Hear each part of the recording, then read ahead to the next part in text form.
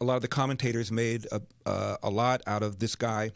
Got pulled over for $20. He was accused of passing a $20 counterfeit bill. Big deal. People with expired tags get pulled over. Big deal. Under a philosophy called the broken windows theory, which was pioneered by a UCLA criminal justice professor named James Q. Wilson, found out that a small percentage of people commit the bulk of the crimes. And that class of people are the same kind of people that drive around with expired tags, who do things like push $20 fake bills, who jump turnstiles, do things that you and I would consider to be minor.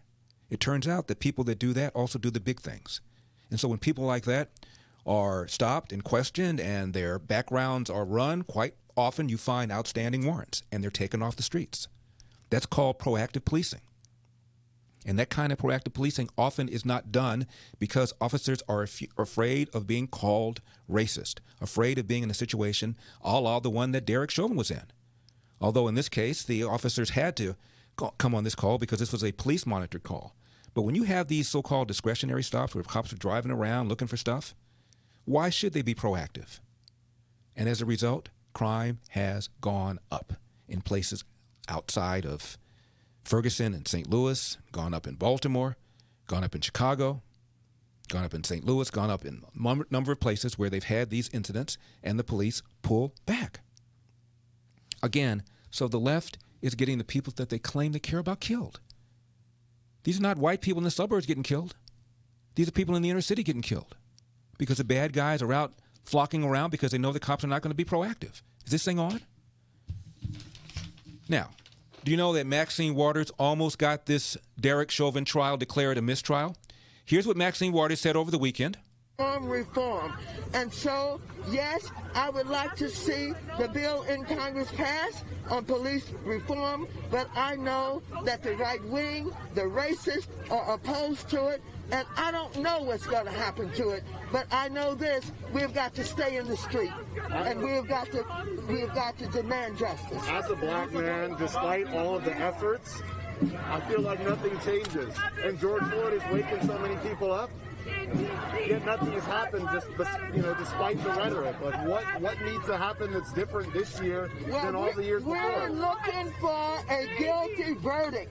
We're looking for a guilty verdict, and if you don't get it, we're looking for a guilty verdict, and we're looking to see if all of the talk that took place and has been taking place after they saw what happened to George Floyd, if nothing does not happen, then we know that we've got to not only stay in the street, but we've got to fight for justice. We have to stay in the street, she said, and fight for justice. I am very hopeful, and I hope that we're going to get a verdict that will say guilty, guilty, guilty. Guilty, guilty, guilty. Meaning guilty on all three charges. We cannot go away.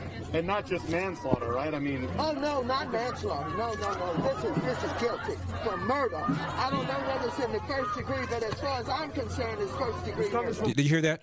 I don't know whether it's in the first degree, but as far as I'm concerned, it's first degree. He has not been charged with first degree murder, so already you're saying this is unjust, Maxine Waters.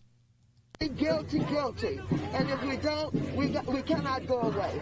And not just manslaughter, right? I mean... Oh, no, not manslaughter. No. This is guilty for murder.